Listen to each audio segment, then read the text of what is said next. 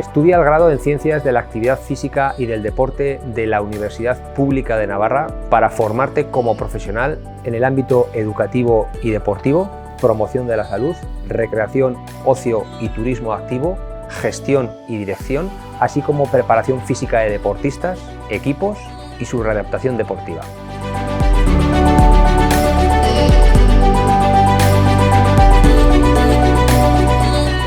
La UBNA propone un plan de estudios con un claro enfoque del ejercicio físico orientado hacia la mejora de la salud y calidad de vida, tanto en centros deportivos como sanitarios, que integra las nuevas metodologías en los diferentes campos de estudio.